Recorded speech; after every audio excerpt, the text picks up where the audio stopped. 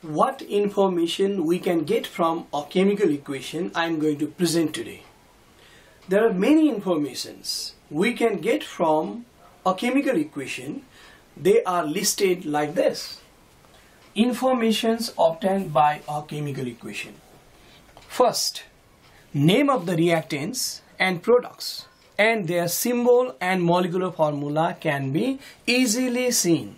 What? Name of the reactants, products and their symbol and molecular formula. I want to tell you in previous class also I told you about the reactants. The elements or compounds which takes part in the chemical reaction are called reactants. Just for example, in this chemical reaction, aluminium and sulfuric acid, they are taking part in the chemical reaction and they are reactant. But these two are the product. The element or compound which forms after the chemical reaction are called product. Right hand side of the arrow mark, products, and left hand side of the arrow mark, there is reactant. Here also mercuric oxide is reactant, mercury and oxygen are product. Sodium hydroxide, hydrochloric acid are reactants, but sodium chloride and water are product. Hydrogen and oxygen are reactant, water is the product. Now, what I'm going to say, the reactants and products, name of the reactant and product. Directly looking at this chemical equations, the name of the reactant can be understood easily. Aluminium, sulfuric acid, reactant, and product also aluminum sulfate, hydrogen. In the same way, in all of these reactions, this is reactant, this product. And what is told? Name of the reactants and product and their symbol and molecular formula. If reactant is an element, then it is represented by symbol. Just for example, aluminium is an element, it is represented by a symbol Al. But if reactant or product is compound, then it is represented by molecular formula. Look at this, sulfuric acid is a compound, it is represented by molecular formula. And aluminium sulfate is a compound, it is represented by molecular formula.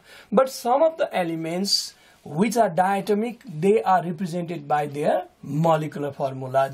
Just for example, hydrogen is represented by S2. Now, firstly, what I told you, reactants and products, their name, their molecular formula and symbol can be understood looking at once on a chemical reaction.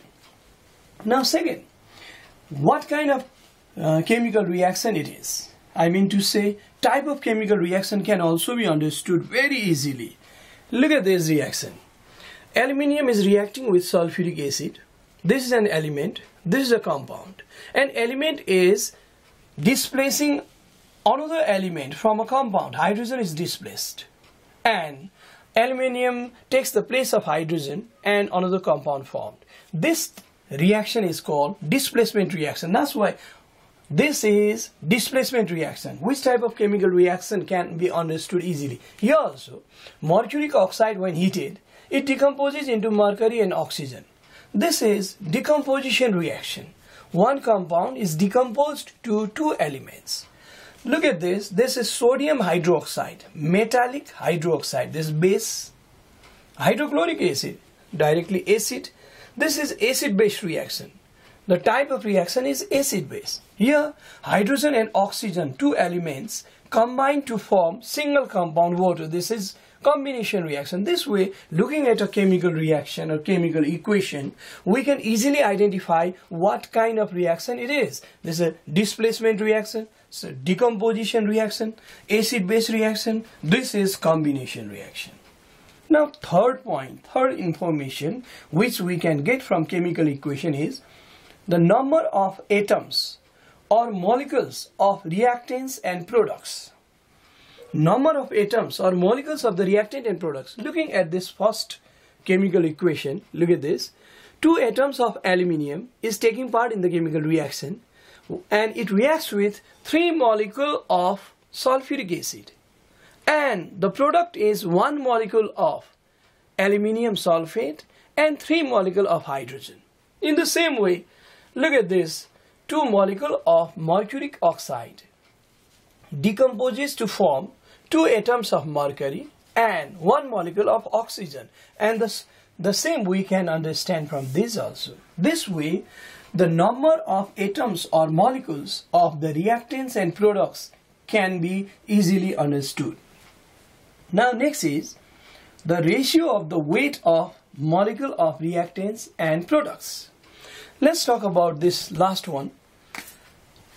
Hydrogen.